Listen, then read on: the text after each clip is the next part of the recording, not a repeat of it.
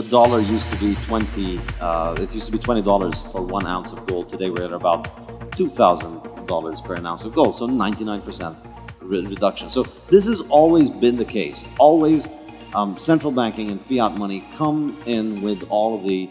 People tell me I'm a fearmonger for talking about hyperinflation. Saifdean literally just outlined the entire case for hyperinflation, why hyperinflation is inevitable. Okay, here's why. I think we're going to start the conversation with the topic of time preference.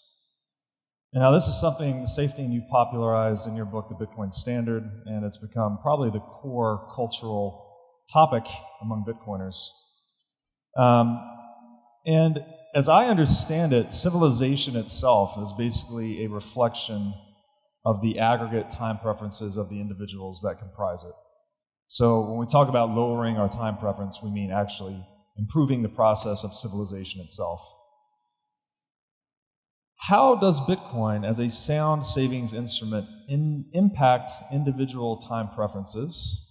And then in aggregate, how do you expect it to impact civilization as a whole? Well, I think in my new book, Principles of Economics, I get into this topic in detail.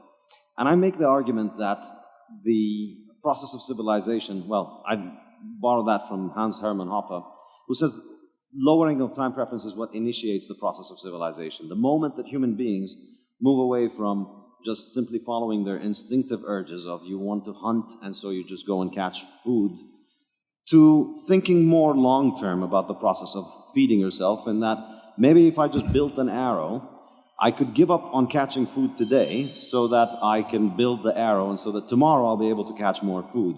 Once you've developed this ability to give up gratification today in order to increase gratification tomorrow, you've engaged in the process of capital accumulation and you've engaged in the process of lowering time preference, and that eventually snowballs into human civilization. You start cooperating more with people because you recognize that cooperating increases the output. You accumulate more capital. You prefer to deal with people in a peaceful way, in a civilized way, and that results in society that, and results in the civilization that humanity has built over thousands of years. And I argue, I think in my book, what I believe is that the hardness of money, how good your money is like a control knob for time preference. In other words, when you have the ability to save in a money that is hard, that increases your ability to think of the future. It reduces your uncertainty around the future. It reduces the confusion you have and the insecurity you have towards the future, and therefore it makes you more likely to think of the future. So you become a more future-oriented person. I think this is a very powerful concept when you think about it, and I think you see it everywhere. My favorite example of that is to look at a country that's going through hyperinflation. When people are going through hyperinflation, nobody thinks of anything beyond the next few weeks. People lose the ability to make plans for the long term. People lose their long-term plans and long-term dreams because all their waking moments are spent trying to economize for survival today and tomorrow and next week and next month. And that's not just an economic thing, it's reflected in all aspects of life. It's reflected in the way that you behave with others, how much you respect others, how much you engage in civilized behavior, because you don't have much of an incentive to respect people, respect others, and to think of the future when you don't expect to be there in the future, when you don't have a lot of certainty about your ability to be there. And so hyperinflation is the extreme example, but I think if you look all around us, I think, it's not that hyperinflation is fast inflation. I think a better way of thinking about it is that regular fiat inflation that you experience in regular, well-functioning fiat economies, regular fiat inflation is more like slow-motion hyperinflation because you see the same patterns of behavior of people prioritizing the present more and more, and people thinking about the future less, people becoming less civil. You see society fall apart. You see how people don't care much about accumulating capital and improving their well-being for the future, and they care more about spending, about satisfying their needs right now. And I argue in my new book, Principles of Economics, that that's essentially the reversal of the process of civilization. We've normalized the idea that streets of cities have to have crime. We've normalized the idea that people don't have savings. We've normalized the idea that people live paycheck to paycheck. And we think of that as if it is progress, but it's really just the reversal of the process of civilization. And I think this is what fiat has caused by destroying the value of money and taking away people's security in the future. And I think that's what Bitcoin fixes. Well said.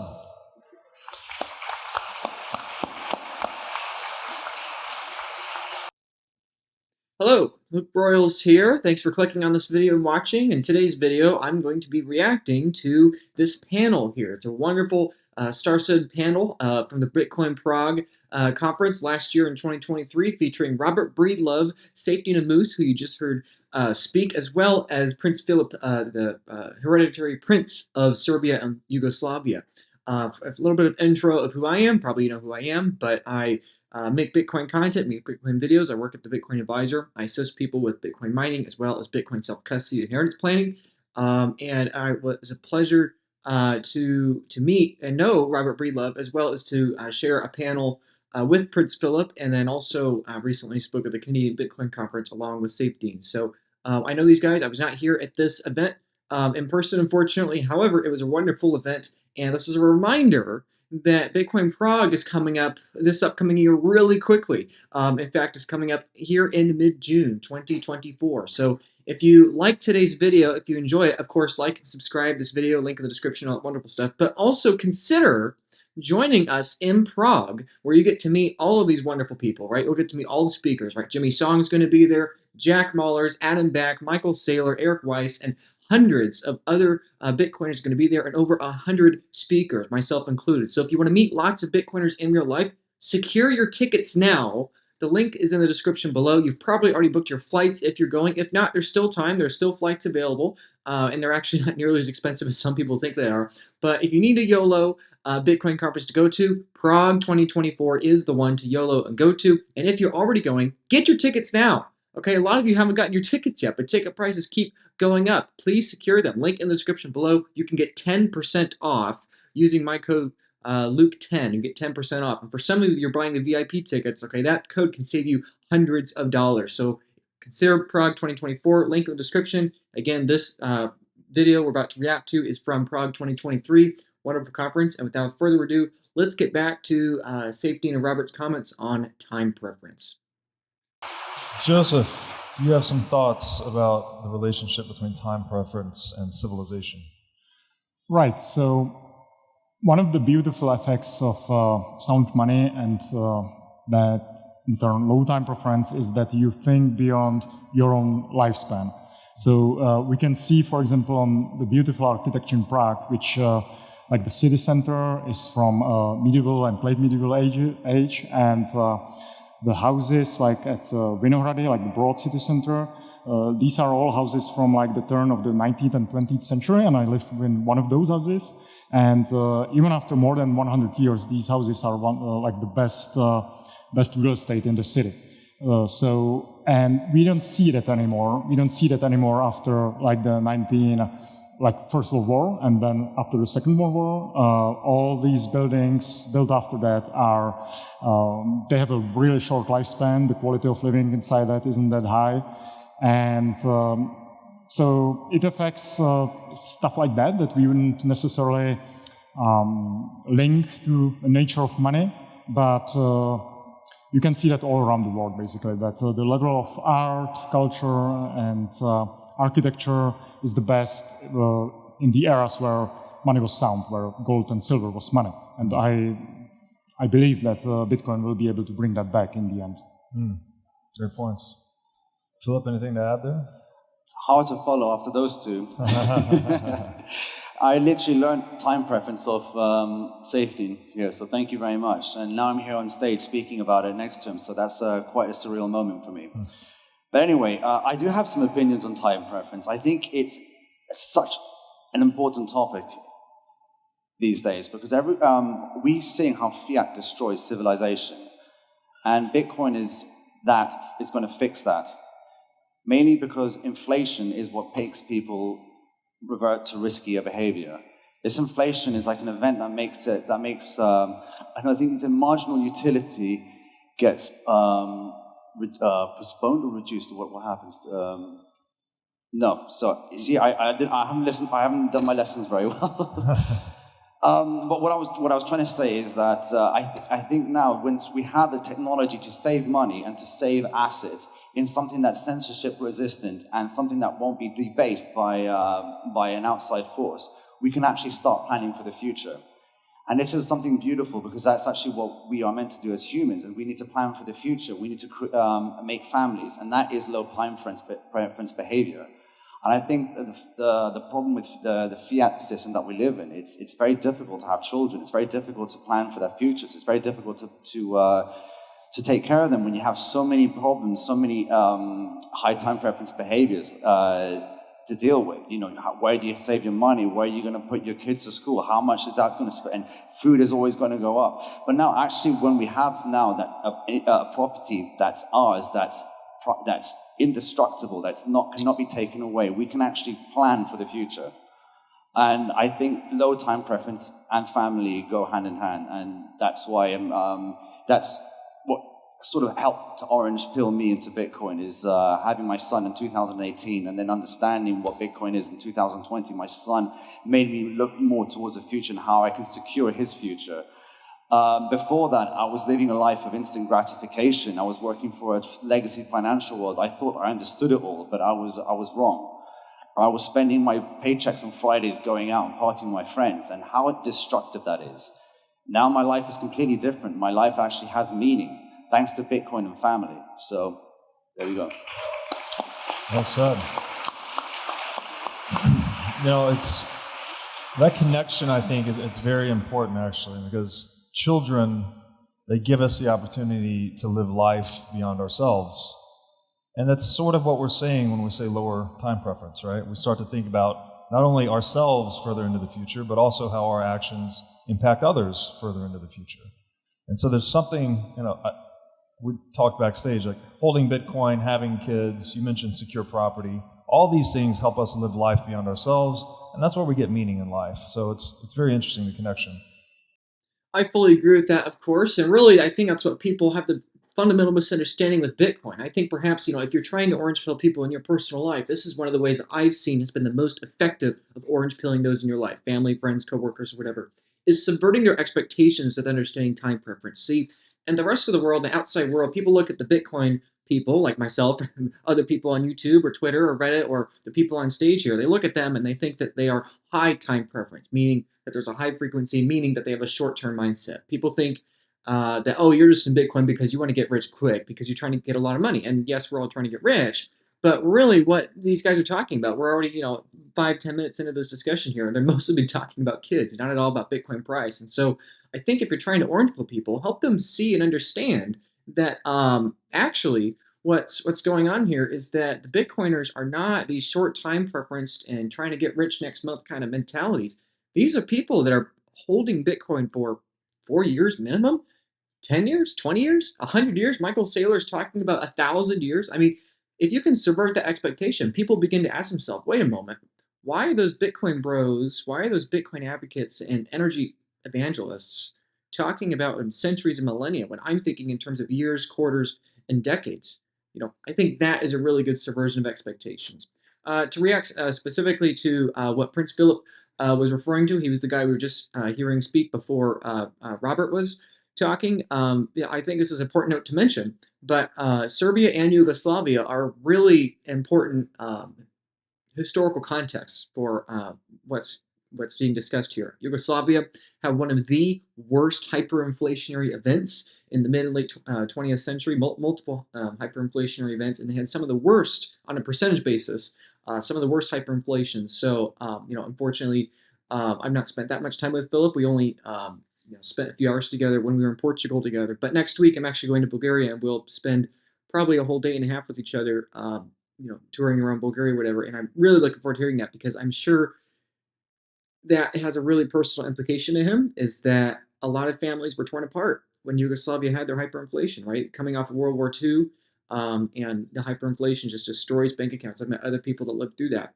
And so it's definitely a very applicable, historical context there. And one other thing, too, I already mentioned World War II, that it's also important to mention is Serbia was very important and the world wars. Okay, if you're a history nerd like me, you probably know that. But if you don't, really quickly, as a side tangent, the initial event that led up to World War One was the assassination of Franz Ferdinand. June, I think it was June 1914. I think it was June 28th. Someone in the comments can correct me, but essentially it was a Serbian national that shot this archduke, and that led to the blank check from Germany. And then before we knew it, we had World War One, right? And so my point in bringing that up, obviously I'm not blaming Serbia for World War One. It was individual choice. It took one man with one gunshot, well, technically more than one gunshot, but one man with one gun, this is a whole rabbit hole that's very interesting. If you know the story, look it up. It's actually very fascinating. But my point is that the reason we talk about time preference, the reason I talk about Bitcoin, the reason I'm trying to make these videos is that you never know when there's going to be one individual that brings about world peace or brings about world war. And unfortunately, there was one Serbian in 1914 that had believed in his cause enough that he basically incited World War One by causing a single assassination. Okay, and likewise, there are people on the opposite end of the spectrum, like Satoshi Nakamoto, like Hal Finney, and like other people that perhaps have a much larger impact for billions of people around the world than we can possibly imagine. That's why we make these videos. That's why we talk about time preference. Yes, it's about Bitcoin. It's about number go up, but ultimately it's about the kids. It's about the future. It's about the next 1,000 years, not just the next 1,000 minutes. And it's about the people. The money is just a means to the end, and the end is loving people. So anyway, I love where this conversation is going. Let's see where it continues. We should probably talk about El Salvador here, which is a nation state that is in real time adopting Bitcoin and moving potentially fully onto a Bitcoin standard, not only in holding the asset, but also in adapting their securities framework to be pro-Bitcoin. What do you expect to see happen in El Salvador? Do you expect to see this lowering of time preference and the improvement of the process of civilization within El Salvador? And if so, what does that look like in the years ahead? Saif, we'll start with you.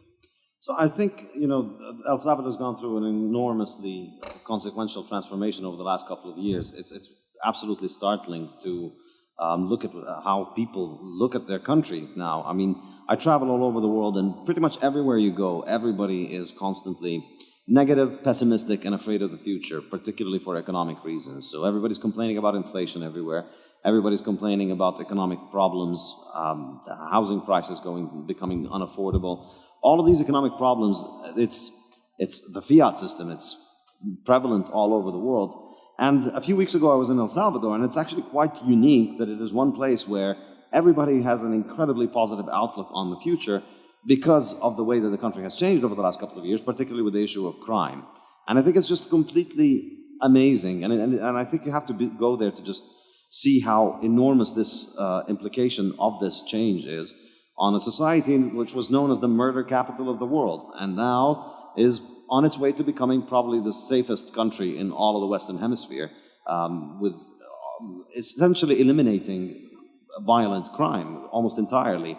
Now, obviously, it isn't Bitcoin that has caused this, but I think it is interesting that the same president that is interested in Bitcoin is the president that was able to pull this off.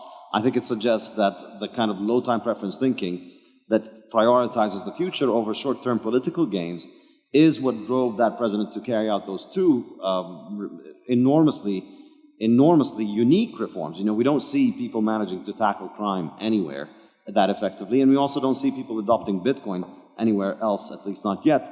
But the ability to pull those two things off is, I think, remarkable, and I think the implication of the fighting of the crime has been absolutely amazing for the people of El Salvador, because now they have a much better way of providing for their future. So people are excited about the fact that they can walk in the downtown. It's amazing. You go to downtown and it feels like it was a war zone, and now people are coming back to it, and everything is being reconstructed. Everything is being constructed all over again, and it's a very positive place where everybody is quite positive about the impact that this is having. And I think the interesting thing here is, over time, both the elimination of crime and the rise of Bitcoin and the growth in Bitcoin, and admittedly so far, Bitcoin hasn't been there for a long time, and it's not penetrated very widely within the population.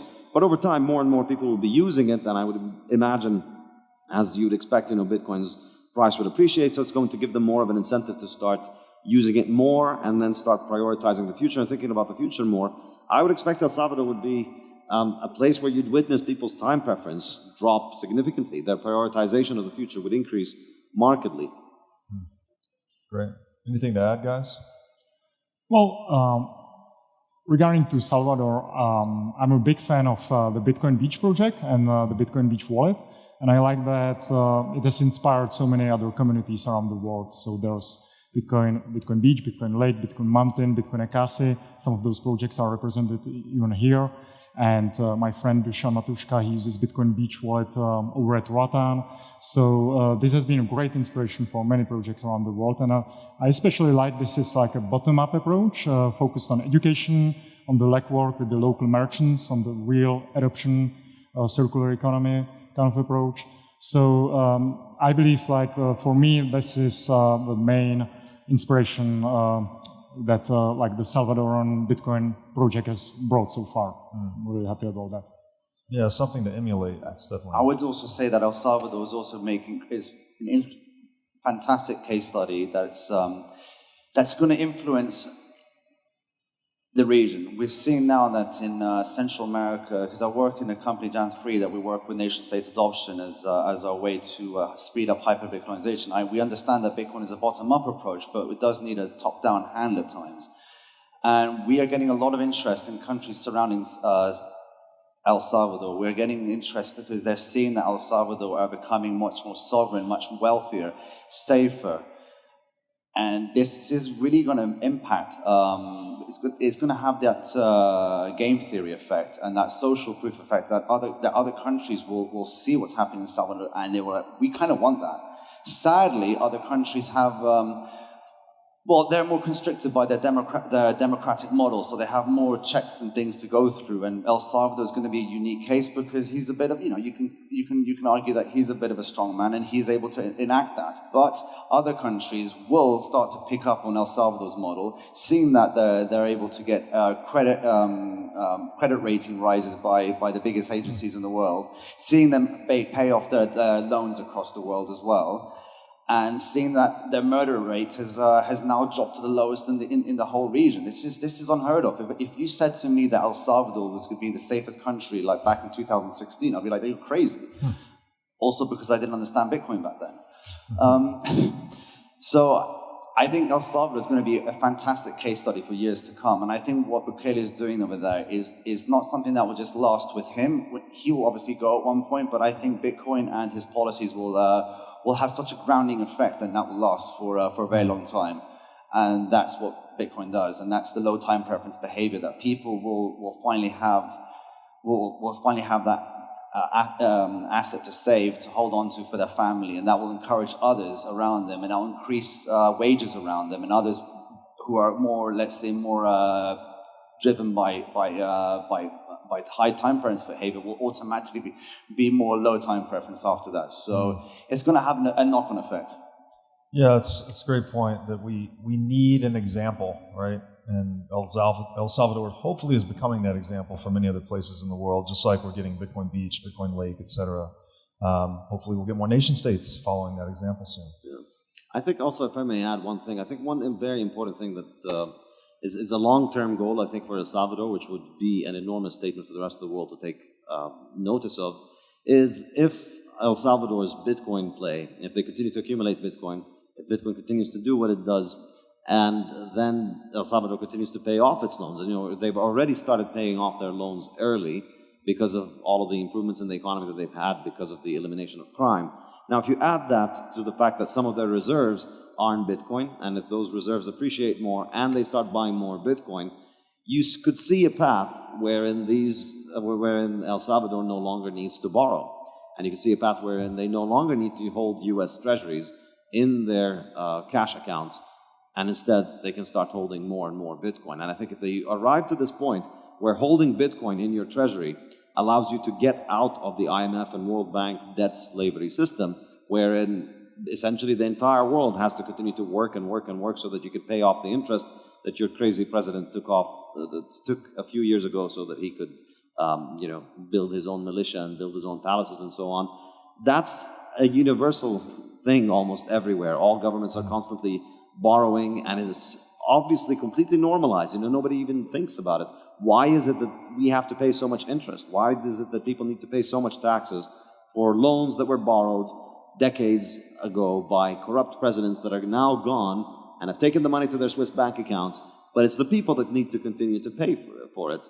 This is how the fiat system works. I discuss it in detail in the fiat standard. And it's a treadmill that's made to keep people working and keep harvesting their energy and their product and moving into essentially the fiat cartel, as I like to call it, the people who control this system, which is essentially not very different from the cartel gangs that are fought in El Salvador, but it's just much, much, much bigger, much bloodier, and operates at a much bigger scale. That, I think, really is the jackpot for El Salvador. If they manage to use Bitcoin to get out of the debt, because they would be able to hold an asset that appreciates rather than continue to be bag holders for the treasury bonds, which are designed to rob the people who hold them, basically.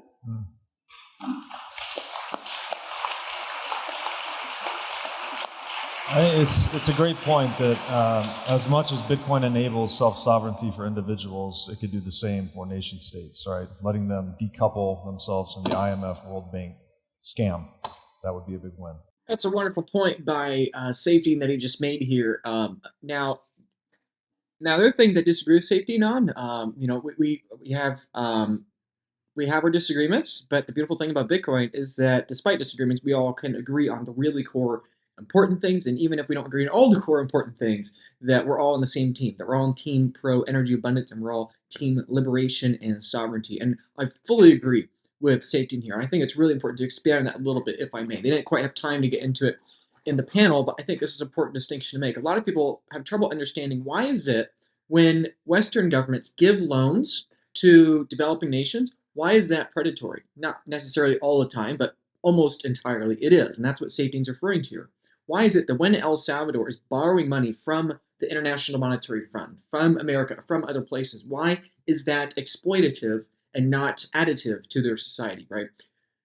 So if I'm a Western nation and you're a developing nation, if I create debt and give you the debt, it's the same thing as a rich person giving a poor person a loan, right? The Bible, it condemns this, right? But that's essentially what's happening here. You have America and these centralized, wealthy institutions giving loans to these poorer countries, and sometimes they can pay them back, and sometimes they help. But oftentimes what happens is that because the central banks of those countries, those same countries are giving the loans, can manipulate interest rates, well, of course, that nation is always going to prioritize its own interests over the interests of the other country. And so even if people within these organizations, the IMF, the American Federal Reserve, the American government, the WEF, even if within these organizations, even if there are good-hearted people trying to do the right thing and help people in these foreign nations, ultimately, fiat is a zero-sum game, okay? When you're in a political currency system that does not create value, printing ones and zeros does not create any economic value.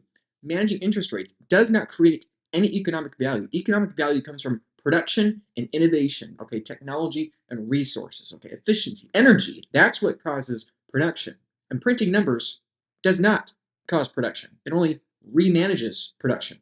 And so therefore, that's inherently a zero-sum game.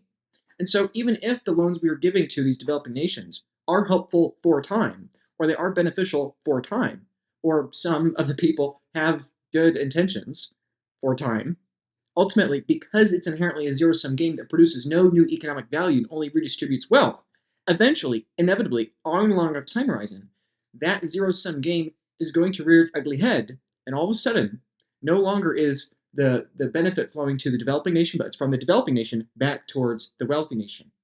Okay, and I'm an American, but so I understand it being a hypocrite when I'm saying this, but to in a friendly way criticize the French for a moment. The French, as an example, currently have 14 African nations that are using their currency explicitly. Okay, now I haven't lived there. Obviously, I don't know much about the situation. I'm not calling myself an expert, but I have been to Mali, which is one of those countries that France has a very strong control over. Both the direct 14 and then the larger sphere of influence. And essentially, what's happening there is that French people, over in Paris, over in Western Europe, are able to print their franc, are able to print their currency, And then people in Africa, in cobalt mines and in their cities, their locales, whether they're farmers, no matter if they're rich in there or poor, whatever the case, all of them have to use that currency. They have to default to that currency. They get no say in how many political currency units are printed by French rule, right? It is taxation without representation. It's the whole cause of the American Revolution. This is 14 African nations, sovereign nations, because colonialism is dead. Colonialism is in the past, right? Now we've replaced it with this soft form of colonialism. You don't like the fact that we print your currency, you try to install a new leader, we'll say that your politics is destabilizing. We'll come in with the military to control them, right? And this is unfortunately one of the main reasons. That's not the only reason, but it's one of the main reasons why these developing nations continue to have these cycles of poverty and empire shift, right? Is because these developing nations don't have nearly as much wealth as the Western nations, and they have really important vital resources that are under centralized control. Think about the Saudis. You have oil in centralized control. Think about Venezuela, the worst hyperinflationary event of the 21st century so far, or at least of the last decade or so. Okay, what does Venezuela have? A lot of resources. Why is Venezuela poor?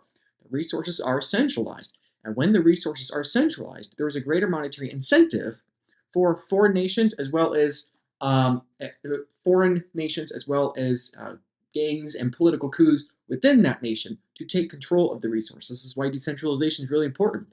Right? Again, Venezuela, South Africa, Saudi Arabia, many other countries around the world, Argentina, have a lot of resources, a lot of wealth, and a lot of very competent, intellectual, smart people, hardworking people in these countries. And yet they continue to have these cycles of poverty, these cycles of hyperinflation, precisely because the monetary incentives are shifted against them, both because of the politics within the country, desiring to control that centralized source, working hand in hand with the centralized authority outside the country, willing to give them loans to extract it. The political leaders and coups within the country milk the resources, profits, and innovation from the people, from centralizing those resources via the threat of a barrel of a gun. And then they have a great incentive to shake hands with lobbyists and political interests of more powerful foreign central banks, investors, and loan sharks, essentially, to partner with them, right? If there was not the centralized control of resources within the country, there's a much lower incentive for that kind of back deal, darkroom handshake agreement to go on, right? Because you can't do that if it's centralized. If it's decentralized, right? There's going to be a free market, but if you can suppress the free market, well, then all of a sudden it makes economic sense. So anyway, hope that makes sense. And regarding to El Salvador, which of course they started talking about, where safety kind of went down that rabbit hole. El Salvador, I think, is a really wonderful example of this. I've been to El Salvador twice.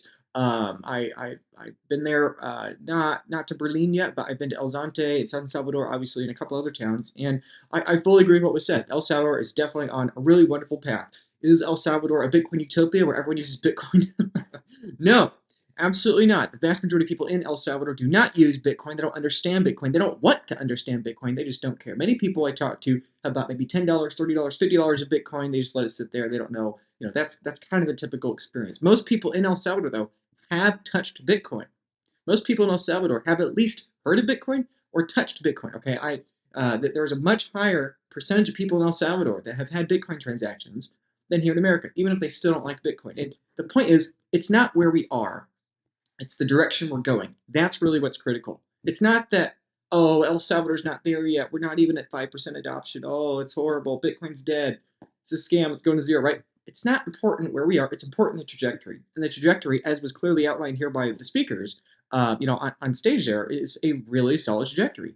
Okay, Max Kaiser believes, whether you agree with him or not, he believes, and there are other people, including people on stage myself, that believe that El Salvador could be debt-free in 10 years or less, maybe even by 2030.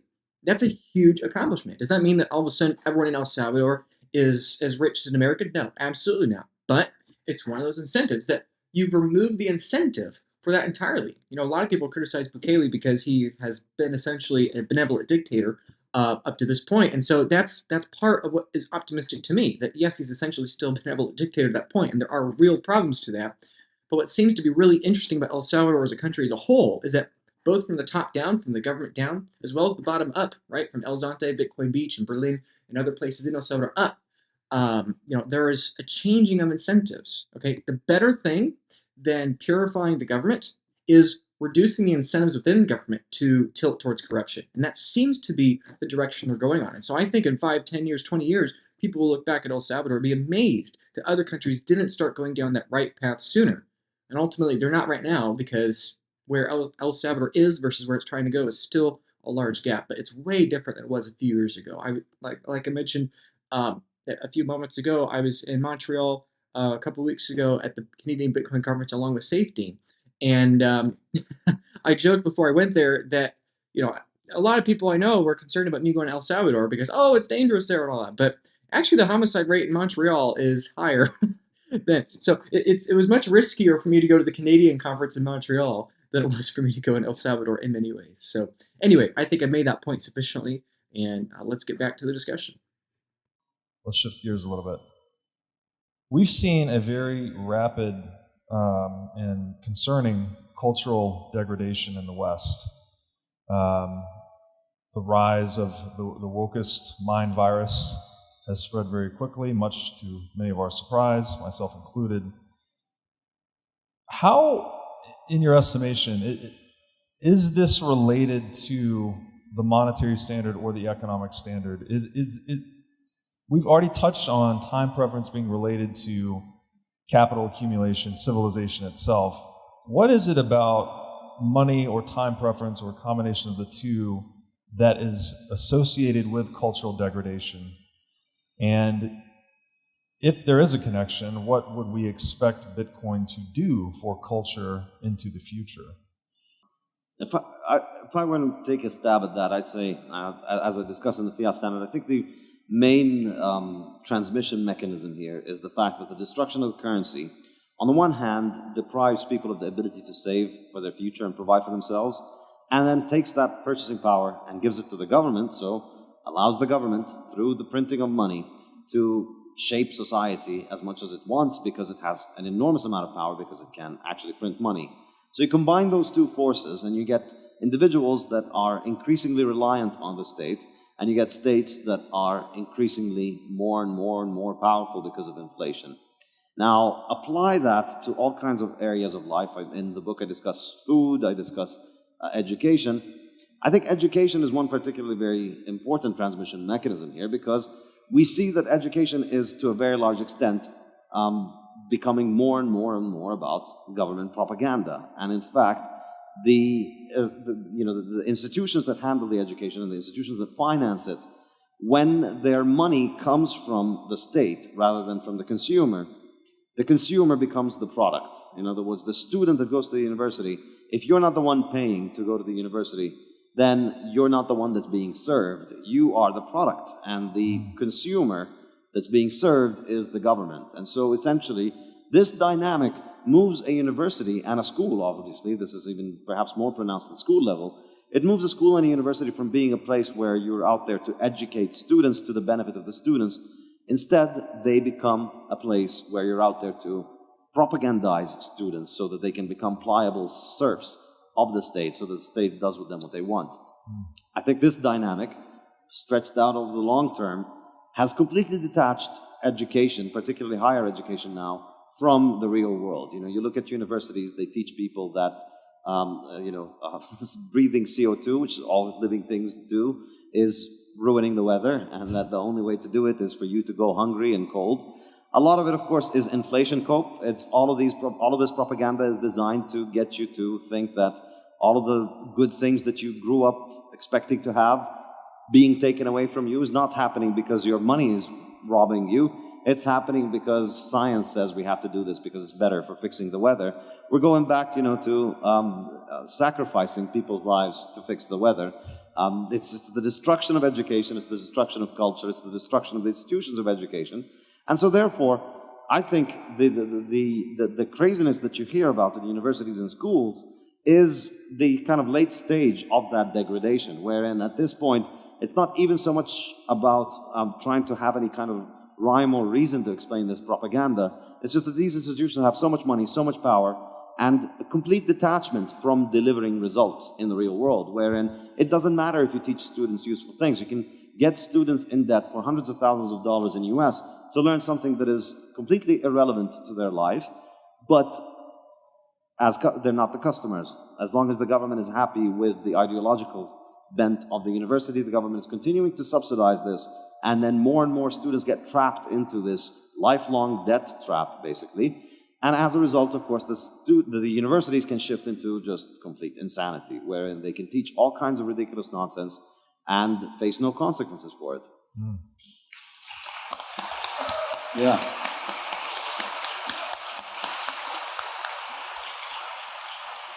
Philip or Joseph, any thoughts on the connection between culture and the monetary standard? Right, so I can only second that, because the further we move away from market forces and either someone is an employee of the state or gets subsidies for his products or works in this artificial environment where the customer isn't actually the customer, but the state is the customer, like let's say in public healthcare systems or public education, or a lot of times in the art and culture. There's basically then no direct feedback mechanism. So there is no way to tell whether the products and services you are providing are actually in demand and if they are of any quality.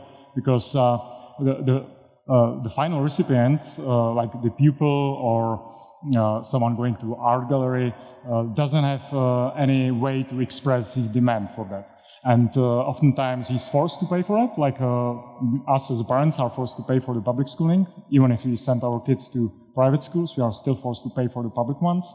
Us as patients are forced to pay for the public healthcare system, even though we visit private doctors. And there's no way for us to opt out of that. So if there's no direct feedback mechanism, we can, or the providers in such a system can provide any nonsensical, overpriced services, and there's no way to repair that. And this directly is influenced by the nature of money, because as Saif also said, the fiat money allows the state to have much larger budgets than they would have if they would be forced to tax people directly. If they can just print the money or issue bonds that the commercial banks and in turn central banks buy up for newly printed money, they are able to go along with this nonsensical system without the feedback mechanism for decades. And this is the result of decades of us living in such system. Mm. Yeah, it reminds me of this saying that if the product is free, then you're the product, right? So you've got to be wary of that. Do you have anything you wanted to add? Well, I mean, it's pretty obvious that central banks are the cause of cultural degradation. And now what we see with wokeism, I think we should call it out for what it really is. It's cultural Marxism, it's cultural Maoism. And that's incredibly dangerous. And central banking fiat aids that, is what's pushing for that. And yeah, I don't know how much to add to that, really. It's hard to follow up after those, what Joseph and Saif just talked about. But really, maybe something on a personal note, because coming from a royal family, I would say that I think the end of my family's dynasty came post central banking, and that's when Europe really started to fall apart, and you could really pinpoint where culture started to fall apart, and that's where Yugoslavia was then backed by the West. Socialist Yugoslavia was backed by the West, as opposed to backing the West did not back my family in the kingdom, because that was an independent, asset-rich, sovereign empire at the time. They would rather back Socialist Federation of Yugoslavia because it was easier to control, and also, well, Tito, and it's easier to get them into debt because they want to spend it responsibly. That's the key thing. And it was a way to get control into Russia. And actually, Yugoslavia back in the post-Second World War did more trade with the West than it did with the East. About 60% of its GDP came from the East. But anyway, yeah, I was just saying that thanks to central banking, we lost the royal families in many countries, and we also moved to constitutional monarchies as well, which are subpar governance models, I think.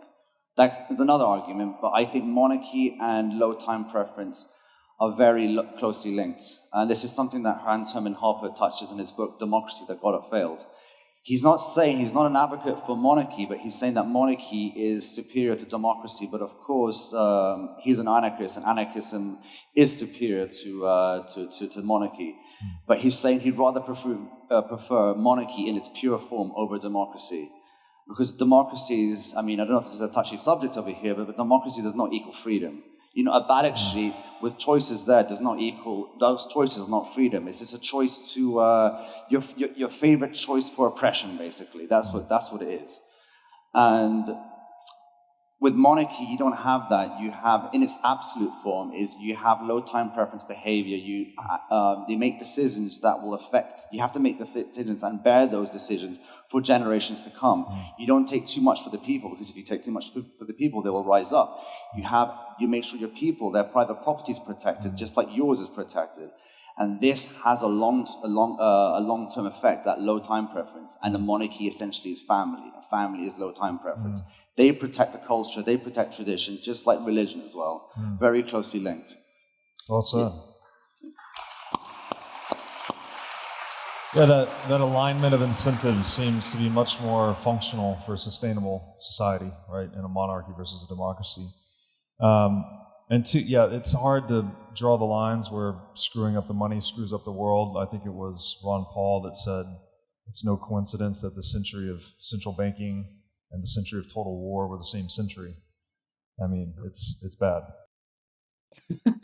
Those are definitely things that you hear at a Bitcoin conference that when you take it out of context, definitely to the rest of the world, kind of gives you weird looks, right? If you're a Bitcoiner going out into the world and saying, monarchies are better than democracies, if things are free, you're the product, and blah, blah, blah, blah, blah, Fiat's a scam, the woke mind virus, blah, blah, people outside, this is why, people ask me all the time, Luke, why don't more people adopt Bitcoin? It's because these ideas are really countercultural, and we don't do the best job of presenting to others. Although I'm not implying that for the people on stage here. I'm just saying in general, taken out of context, it's really funny. But I think it's really interesting points. Obviously, the prince who you just heard, Prince Philip, who we were just hearing, obviously is the hereditary descendant of the monarchy of Serbia and Yugoslavia. So obviously, he's probably a little biased to say monarchy is better than democracy, but I think there's a really interesting point there, right? Democracies. The problem with people is that, think about how stupid the average person is, and half of them are stupider, right? I mean, now on the other hand, think of how smart the average person is. Half of them are smarter, I suppose. But the problem is that the mass collective are not necessarily experts in politics, and not everyone should be an expert in politics, right? And so if you give everyone an equal vote to have a share of what those politics are going to be, I mean, there is a trade-off to everything, right? Nothing is free. This is the core point of what they were just talking about. Nothing is free. If a social media service or product is free to you, you are the product, right? If a student loan organization gives you free money so you can go to school because everyone deserves a college education, you are the product, right? And likewise, with democracies, monarchies, anarchism, all these different forms of government, there are trade-offs. Democracies, yes, give the most power to the individual people. However, the people not necessarily can be trusted with that power. A monarchy, same thing. A monarchy, because it's a family dynasty and lineage, and because those people are supposedly experts in politics, there is that benefit. That probably the people making the decisions have more insight into politics than the average person in democracy. However, there's a far greater incentive for corruption, distortion, because obviously of centralization. So, these are trade-offs, right? Anarchy, right? Which it's also strange to hear a prince of a country say monarchy is better than democracy, and then immediately say that anarchy is better than monarchy. It's very interesting, and for people that haven't heard these thoughts before from others, it's very surreal at times. But it's just very interesting how the underlying point is here. He's not saying one of these governments is the perfect one. He's just saying these are different and they're on a gradient scale, right?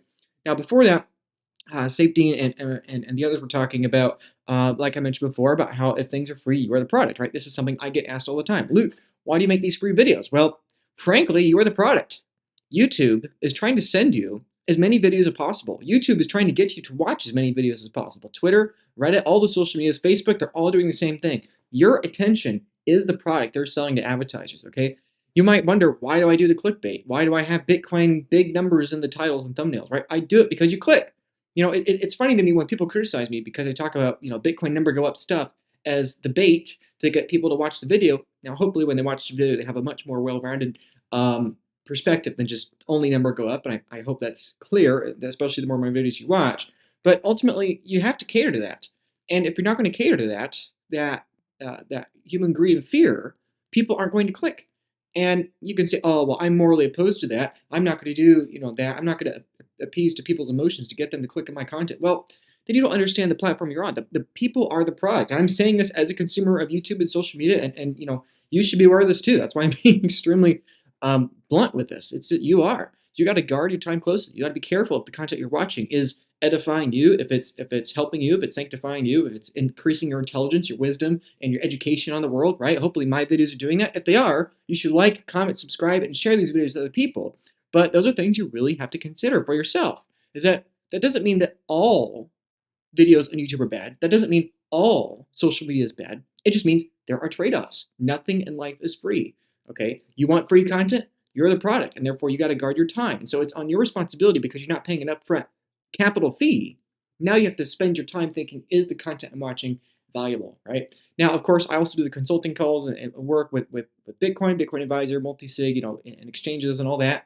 And people ask me when I do those things, it's like, why isn't this free? Why don't you give away all your stuff free? Because it's all about incentives, right? If I charge a fee, people ask me all the time, Luke, why do you charge, a portfolio-based fee and not hourly-based fees? Because, well, if my job is incentivized to bill you as many hours as possible, well then just by pure incentives, I'm not saying I would do this, but the incentive is there to just have as many hours of walking someone through something as possible, as least efficiently as possible, maybe doing things that aren't necessarily necessary. But instead, if it's an asset-based fee, well then all of a sudden the new incentive is no longer bill you for as many hours as possible, but the new incentive is make sure you have as much Bitcoin as possible for as long as possible, as well secured as possible. The incentive goes from how can I take as many hours from you as possible into all of a sudden, how can we make sure you get as much Bitcoin and keep as much Bitcoin as possible? This is why I work at the Bitcoin Advisors. This is one of the reasons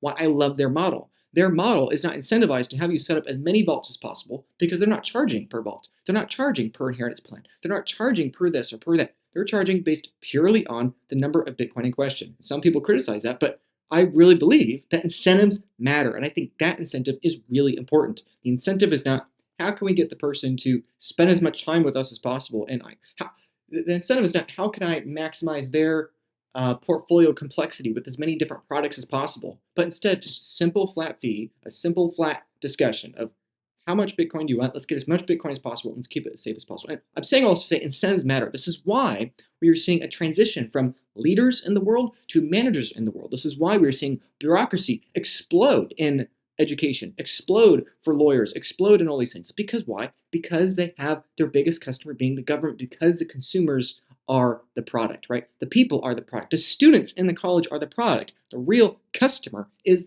the government, or the real monetary incentive is between the government and the school, right? It's not really between the school and the kids, right? This is why school is deteriorating, because the college has gotten so expensive from fiat funding that now the school cannot survive and be profitable without the government's help, or without the student aid help and the government board's help. And this is why the schools cater to the woke mind virus. This is why they cater to the status institutions. Incentives really matter, people.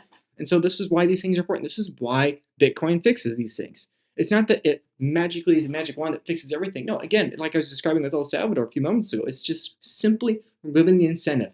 Are humans going to be corrupt in a Bitcoin standard? Absolutely. Are humans going to do evil, horrendous things and do corrupt things and take advantage of other people? Absolutely. But incentives are going to be much more aligned under a Bitcoin standard. And so systemic human corruption being baked into monetary incentives that perpetuate over the course of decades and generations is going to be significantly less common, significantly less frequent. It's going to be increasingly more expensive to take advantage of your neighbor. It's going to be increasingly reputationally damaging if you have misaligned incentives with your neighbor. This is why Philip was talking about monarchies, right? In many ways, we transition from the how can I exploit capital in this zero-sum game against my fellow man as fast as possible to outpace debasement of my political currency, and we transition into how do I make sure I have the best name but the best last name that carries for generations, how to make sure I have the best monarchy in my own family, right? Even if you're not in control of a country, how can I make sure that my name has a solid reputation, that I'm bringing innovation, productivity, and value to other people to where they value me? Because the only way I'm getting their Bitcoin is if they voluntarily give some to me for the value I've exchanged for them. This is why Bitcoin is so important to changing the incentive structure. This is why we talk about incentives all the time. This is why we talk about low time preference all the time. This is why I talk about the Bitcoin advisor and having a multi-sig and having an inheritance plan, having all these things. It's really important. And the incentives of your products and the incentives of your services you choose with Bitcoin is really important, because even if the company you're using today is great, the problem is that if incentives are not aligned, a small misalignment incentives compounds over time exponentially, right? This is why I talk about all these things. That's why it's really important to me. And that's why I'm being upfront and transparent with you. You are the product watching this free video. I hope you're enjoying it. And I hope you're, engaging with it, because that's the game theory here, right? And hopefully that Bitcoin's incentive structure embedded within the current world can slowly eat away the status woke mind virus, and instead we can transition to a better and more incentively aligned world.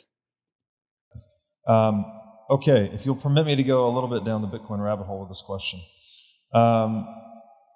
One of the, I guess, darker realizations I've had going down the Bitcoin rabbit hole is that human history looks like a sequence of these romantic lies or psyops. One group of people trying to trick another group of people to steal their stuff.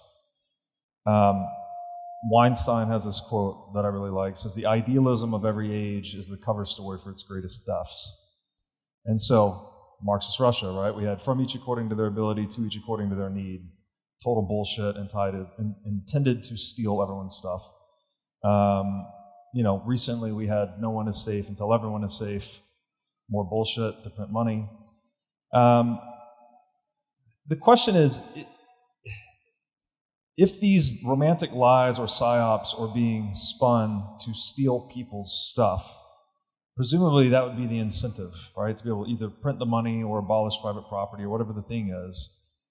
If Bitcoin is this form of private property that's very difficult to break or potentially impossible to break if it's done correctly, will it have an effect on this recurrent pattern in human history? Will we perhaps stop trying to psychologically manipulate and dominate one another to steal each other's stuff as a result of Bitcoin becoming like a monetary base for the human species?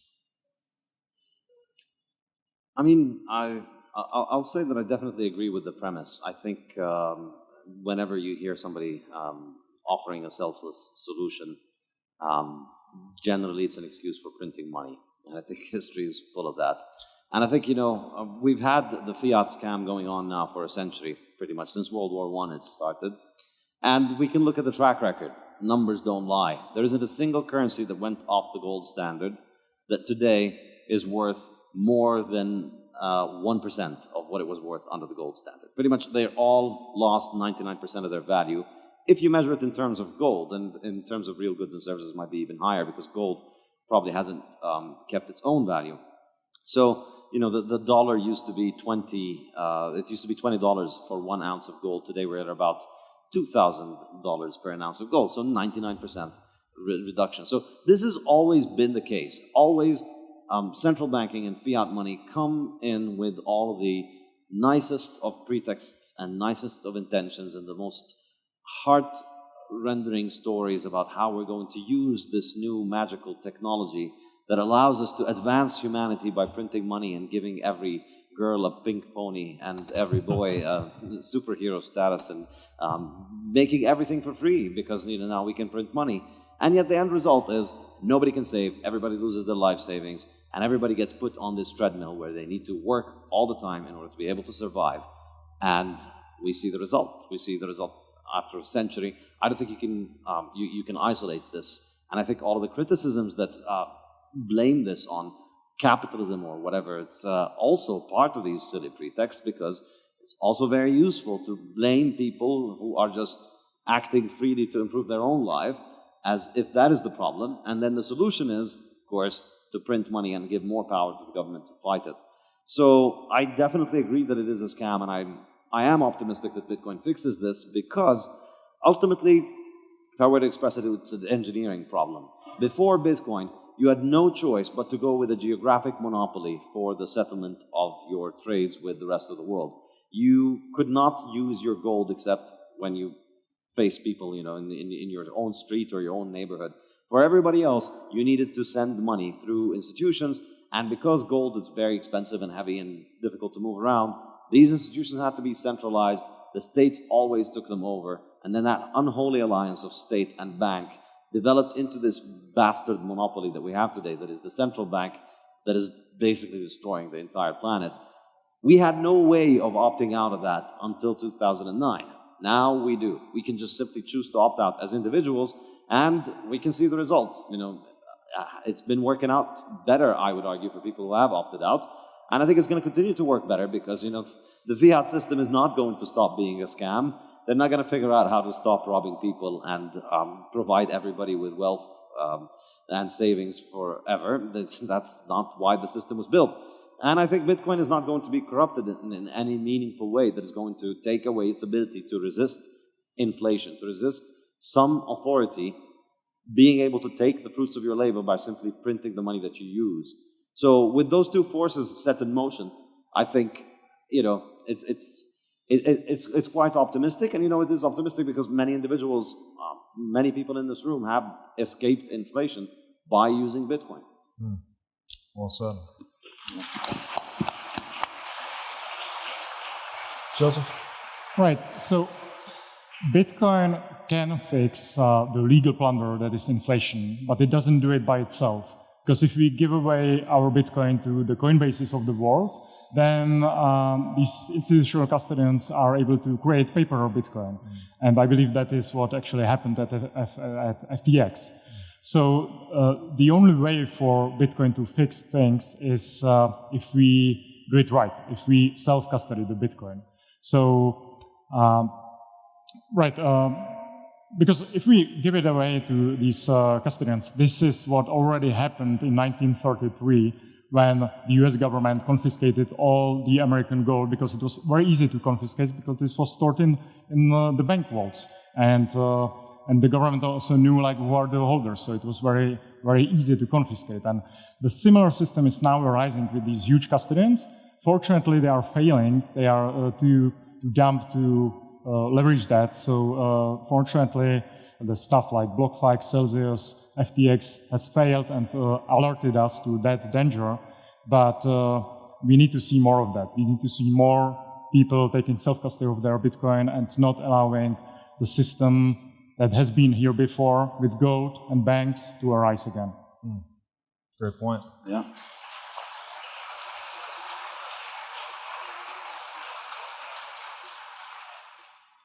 To add, I would say that, yes, Bitcoin does fix a lot, but it doesn't fix everything. It helps you to fix yourself. And this is the important thing, that change only really happens when you work on yourself. And I think this activist mindset that's part of our culture these days is very dangerous. And I think Jordan Peterson helped to popularize this. You make your own bed. That's important.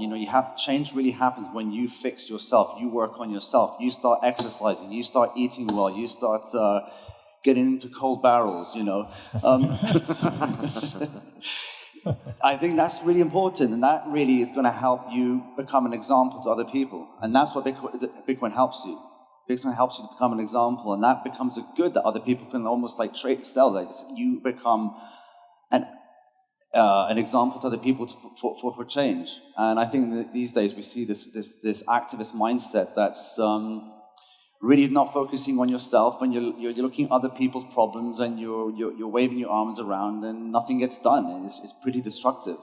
So just work on yourself and stack Bitcoins. Yeah, the reality of individual responsibility. Bitcoin certainly seems to push us back towards that reality versus trying to outsource our responsibility to a state or anyone else.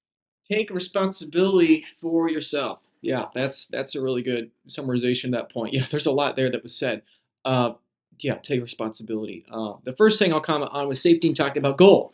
Saifdean described how an ounce of gold was $20 a long time ago, and now it's over $2,000. Okay, People tell me I'm a fearmonger for talking about hyperinflation. Saifdean literally just outlined the entire case for hyperinflation, why hyperinflation is inevitable. Okay, here's why.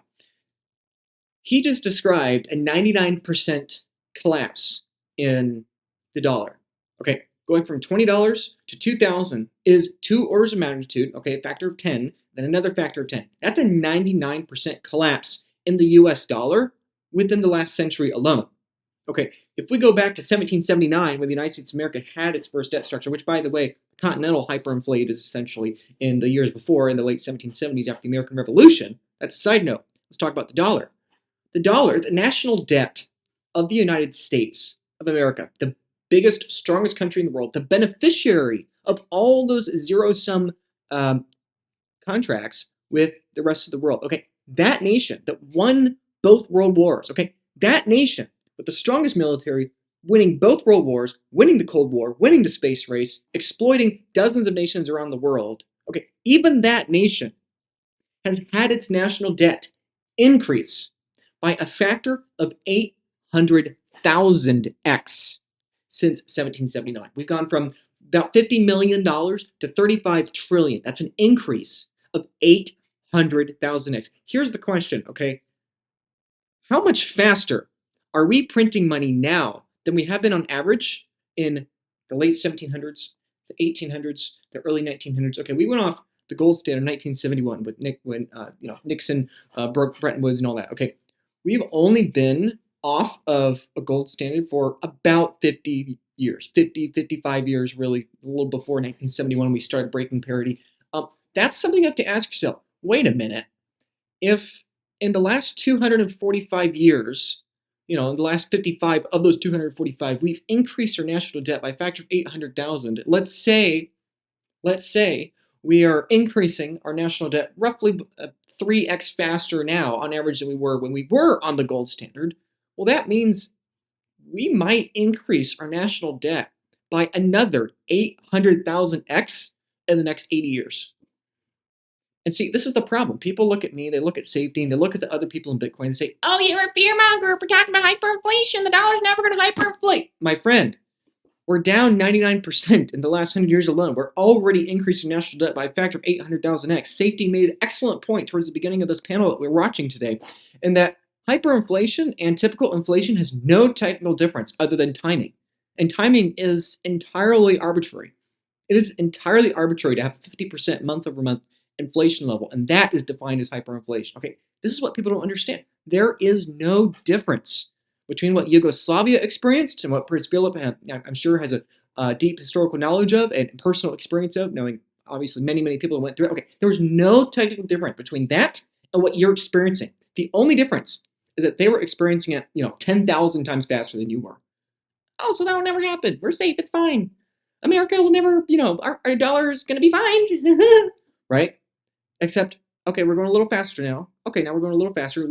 Okay, now we're really going faster. Okay, the S&P 500, America's corporate stock index, is up by a factor of 10 since the Great Financial Crisis. Okay, 10x, a 10x in the American stock market. Okay, you criticize me for talking about how Bitcoin is skyrocketing in terms of Venezuelan bolivars, or in Zimbabwe, or in Lebanon or Sri Lanka. Okay, we say, oh, the Venezuelan stock market is up. The best performing stock market in the world is Venezuela, but that's not actually accurate because we're only pricing in terms of bolivars, and bolivars are worthless. Well, it's the same exact thing in dollars. Has the American stock market actually gotten 10 times more valuable since 2008? Absolutely not. It absolutely has not. In fact, if you denominate the S&P 500 in terms of the dollars we printed, we've not recovered. We are still flat. The stock market has not recovered since the Great Financial Crisis in 2008.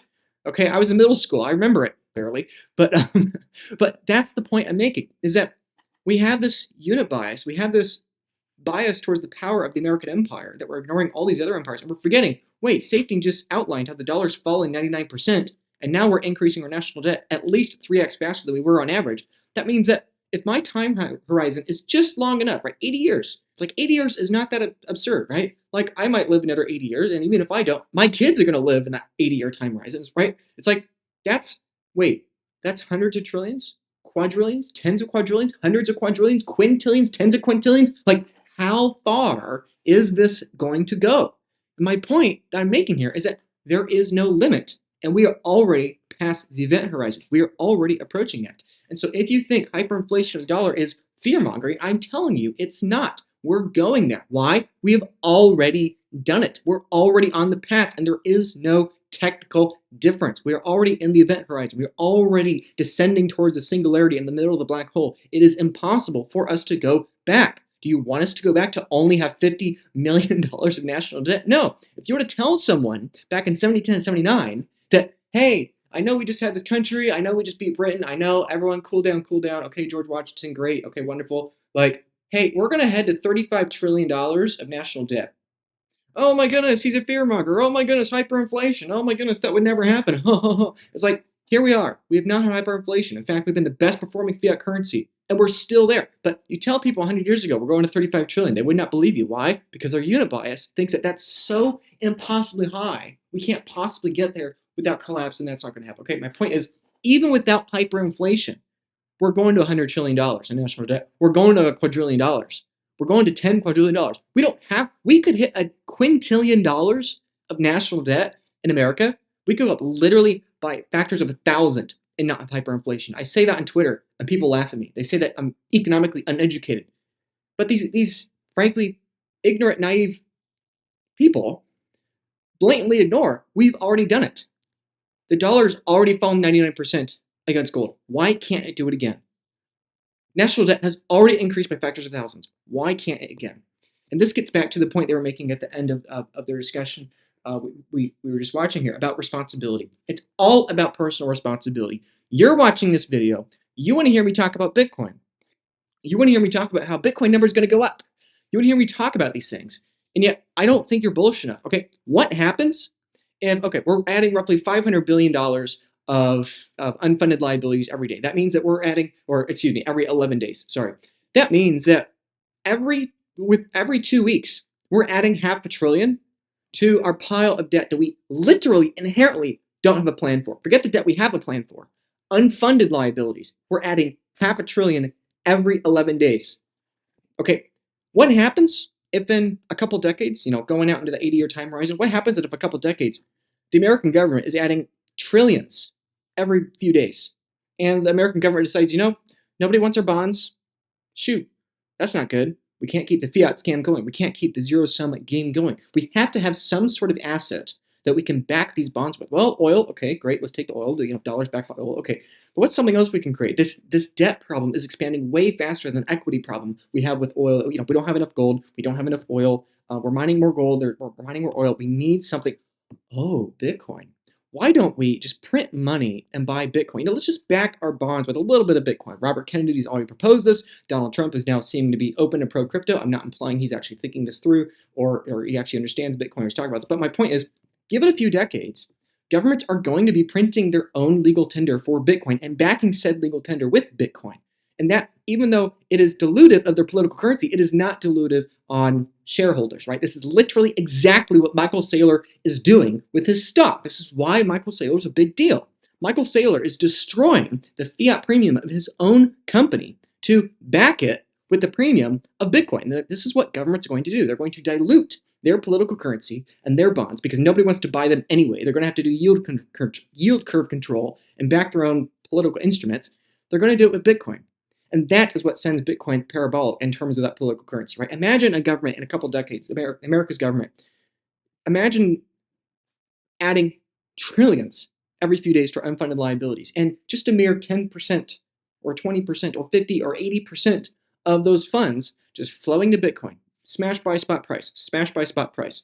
Okay, imagine $1 trillion coming in literally every day for Bitcoin, smash buying spot price. It doesn't matter if there's 10,000 coins to be traded today or 100,000 coins or 400,000 coins, and that number obviously is going down and down and down as there are less Bitcoin on exchanges. My point in saying all this is that you are probably not bullish enough. And frankly, most of you watching, I just know this statistically, probably most of you watching are not taking enough precautions with your Bitcoin. The problem Bitcoin solves is the single point of failure in political currency. That's what they're describing here, right? As Robert Breedlove said, the century of central banking is not coincidence. It was a century of world wars, right? This is why Bitcoin's awesome. This is why we talk about it, because Bitcoin incentivizes that personal responsibility. But unfortunately, many people watching this video want Bitcoin number to go up but they're not taking personal responsibility. Do you have an inheritance plan? Do you have proper cold storage? Do you still have Bitcoin on exchanges? Your Bitcoin is not safe on Coinbase. Your Bitcoin is not safe in a BlackRock ETF. Your Bitcoin is not safe in a Fidelity ETF. Your Bitcoin is not safe on Gemini. Your Bitcoin was not safe on FTX. It is not safe on all these exchanges. It is not safe on Kraken. It is not safe on River, even though I love River as an exchange. It is not safe on there. It is not safe in any of these exchanges. It's not safe on Swan. It's not safe on any of these exchanges. You're taking the risk of the company. You're taking the risk of the individual in the company. You're taking the risk of the government confiscating the Bitcoin, which I think on a long enough time horizon is essentially inevitability, because if I'm the government, why would I print $1 trillion and buy Bitcoin spot price and force price up when I could just make one phone call and confiscate all the Bitcoin on all the exchanges immediately and get Bitcoin sub spot price, right? Why don't I just do that? See, I think it was mentioned. It was mentioned on stage. What we were just watching, that we've literally already done this with gold. It's the same thing. People say I'm a fearmonger for talking about how the ETF is not safe and the government will eventually take it.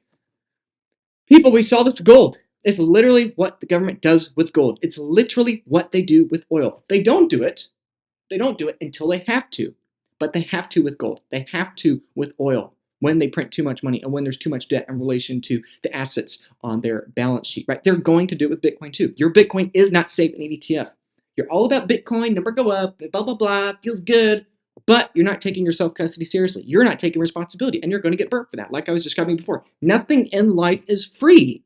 You want to own Bitcoin? You want to be early to Bitcoin? You want to be one of the first 1%ers in Bitcoin? You want to be one of the rich people in Bitcoin from the old Bitcoin days? Well, you got to take responsibility of that. You can't be an OG Bitcoin holder for free. It's going to take a lot. Either you're going to have to spend 1,000 hours to learn and make sure you have everything solid for the next 100 years, or you have to pay someone to help you do that, right? So those are the questions you have to ask. Do you have proper self-custody? Do you have an inheritance plan for your children? Do you have a proper KYC and non-KYC diversification? Okay. Do you have jurisdictional arbitrage with your keys? Do you have proper devices you're using? Ledger is not a good device. There are other devices, they're also not good. Do you have multi-sig and single-sig diversification, or are you all in single-sig? Okay, these are diversifications you have to seriously consider. This is why I talk about the importance of multi-sig. This is why I talk about the importance of inheritance planning and all of these things. Do you own Bitcoin in your retirement funds? Do you own Bitcoin in your Roth IRA? Do you have tax advantage accounting? Okay. Many people, unfortunately, reach out to me and say, shoot, Luke, I didn't plan for this, and now I've got a big tax hit I wasn't planning for. Sorry, you just lost 20% of your Bitcoin. Do some silly tax thing, right? Maybe you were formerly divorced. Maybe you're getting divorced. That's a serious question. How do you prepare against divorce? Or if you've already been divorced, how do you make sure that upon your untimely death, that your children actually get your Bitcoin and not your ex or other some sort of family member, right? What about your 40% death taxes? What about your UTXOs? Are UTXOs managed? Okay, my point in bringing all these questions up is that I'm trying to tell you what you need to hear. You don't want to hear me talk about these things. People don't like it when I talk about these things. They want me to talk about the number go up and how the dollar's going to die and it's going to be a Bitcoin utopia, kumbaya, whatever. But they don't want to hear the responsibility part. But that's because it's human nature and nothing is free. It's why we fall prey to the lie that we can get something for free just by printing money. It's the same emotional reason. We want to give power to the government so that they can print money onto us and we can believe the lie that we can get something for free today at the expense of tomorrow. And likewise, you're trying to get something for free today. You're trying to avoid and divert the work today. Okay, you don't want to pay someone like me to hire you to help you do this stuff because you're cheap and you don't want to do it, or you don't want to put in the time yourself and try to do it on your own for free because you don't want to put in the time because it's inconvenient and rather go live your life. I get it. It's emotionally easier to do that, but it's the same exact lie. You are having an expensive lesson tomorrow for the sake of today's pleasures. And so if you own Bitcoin on exchanges, or you have it in hot wallets or single sig wallets or on a ledger, my goodness, or in a safety deposit box in a bank, or oh my goodness, I'm sorry, I'm going on a tangent here, but I'm going on a little longer tangent than I probably should. Yesterday, I had a call with someone and they lost over a dozen coins in just some stupid. I almost every day I'm talking to people that have lost coins, right? Whether it's half a coin, 10 coins. I've talked to people that lost over 100 coins. I've talked to people, where they've lost 100 coins and it's broken their heart. I've talked to people where they lost 50 coins and they've not cared because they're multimillionaires. I've talked to people where they've lost a tenth of a coin, 10 million sats, and it breaks their heart because that to them is all they had, right? So just get over your emotions, take action. Links in the description below where you can have free resources. Okay, I have free multi-hour courses on multi-sig and other forms of self-custody. Okay, please, I'm giving you free resources. The link in the description below, a 38-page checklist for your self-custody. I'm giving you free resources, so if you want to do this on your own for free and invest the time, you can do it. If you don't want to put in the time, if you just want it on easy mode, and you want to hire somebody to help you walk through it, well, then also you can hire me and do that too. Either way, I don't care what you do. I don't care if you do it for free or you do it, having someone help you. Just do it. Okay, that's my message here. The dollar hyperinflating is not fear-mongering. It is going to happen on a long enough time horizon. And the distinction between hyperinflation and typical 2% inflation, there is no technical distinction between time. And that's completely arbitrary. What your personal time horizon is something that you make up for yourself. So please take these things seriously. The dollar is going to continue depreciating. National debt is going to continue skyrocketing by multiple thousands, tens of thousands, and hundreds of thousands times over. And eventually, probably what's going to happen is that if you don't take your responsibility seriously, if you don't take your self-custody seriously, somebody, somewhere, is going to steal your coins. Think about that. There are 21 million Bitcoin out there.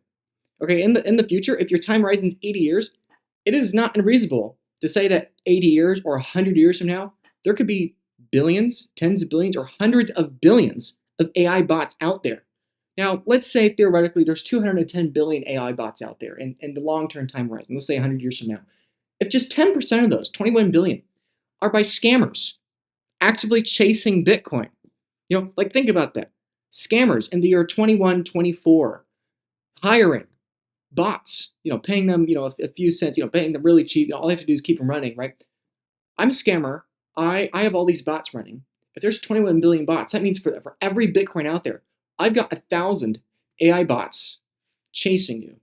Okay, think about that. Is your Bitcoin security, is your Bitcoin holding solid enough that you're prepared against that? Are you ready for 1,000 artificial intelligences hired by actively malicious people coming after you in the long enough time horizon?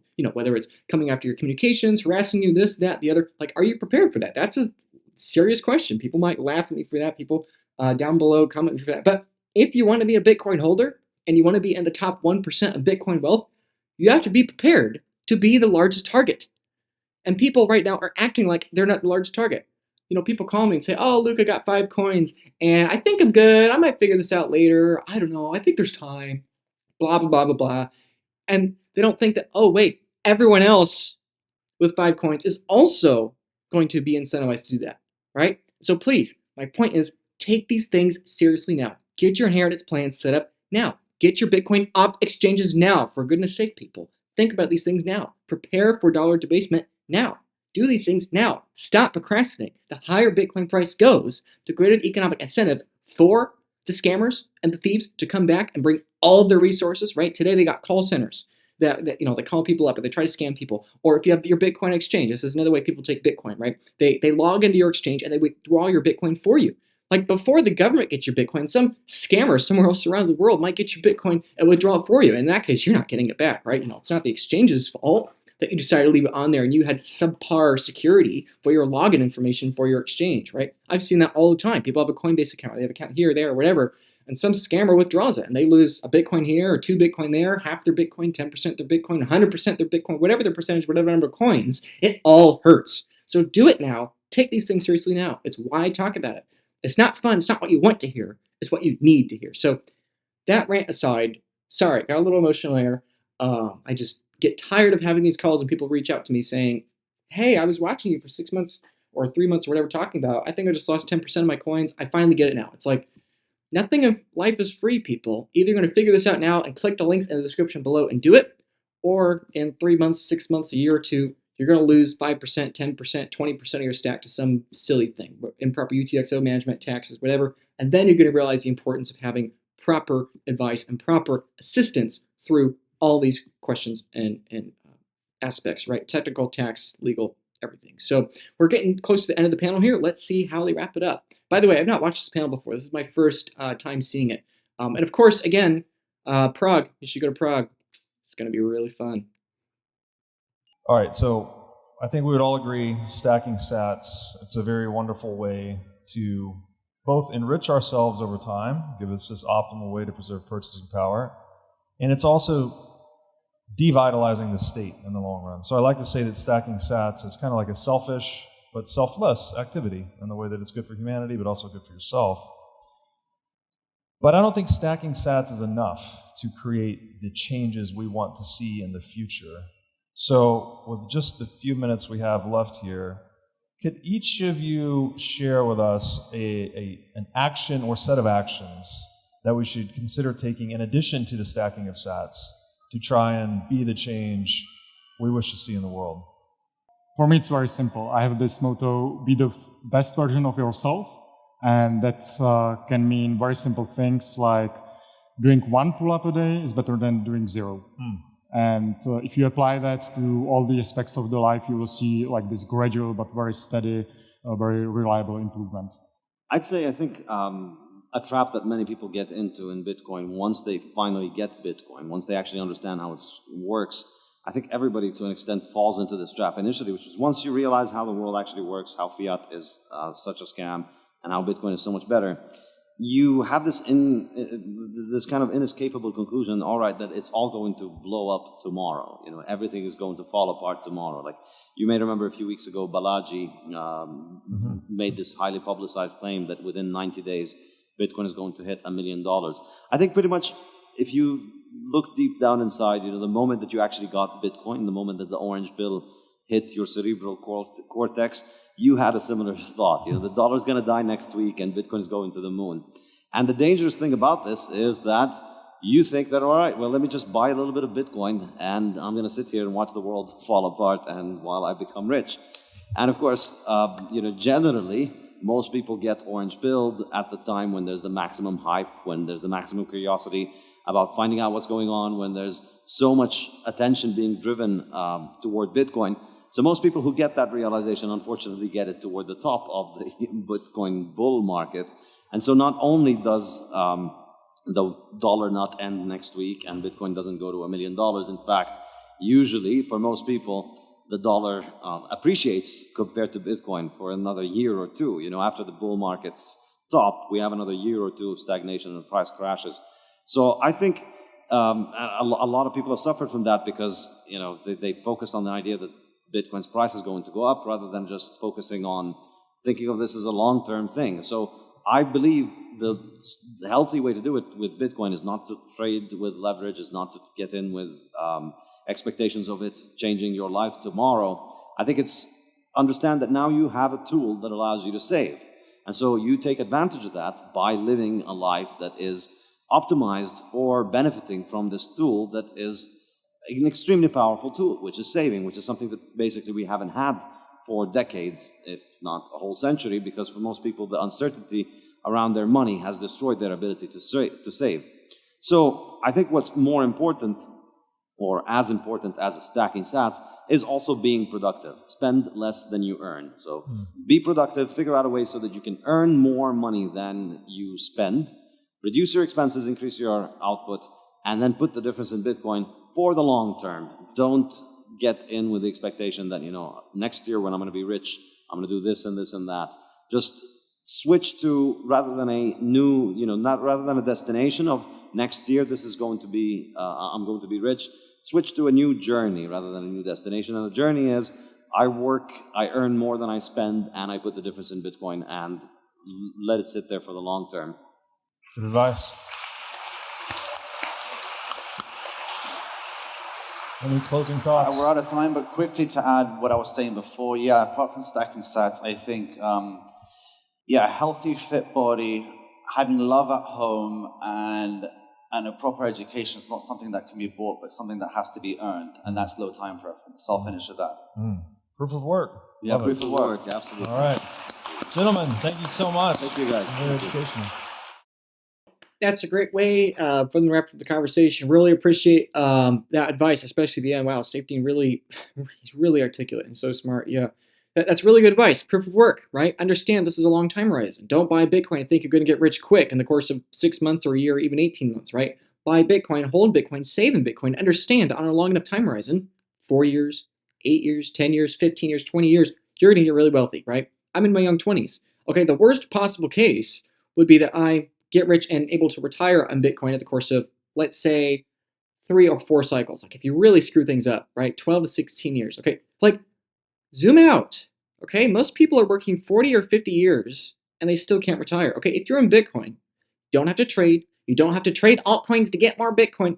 You just have to buy it and hold it and wait 8, 12, 16 years. Okay, that is a plan literally 3 to 5 times faster than the traditional plan. And you're going to be 10 times richer at the end of that plan than under the fiat plan. So please zoom out, have a low time preference, understanding Bitcoin is saving, Bitcoin is not gambling. Okay, that's how we started this conversation. That's how we're going to end this conversation. And therefore, the biggest risk is no longer your Bitcoin. Like the risk is no longer what currency you're saving in. You've found the right money. It is Bitcoin. Now the biggest risk is how do you manage it? How do you have proper self-custody? How do you manage your emotions in both the volatile up and volatile down periods? How to make sure that you're tax advantaged properly? How to make sure your legacy down tight properly? And all of these things I was describing a few moments ago.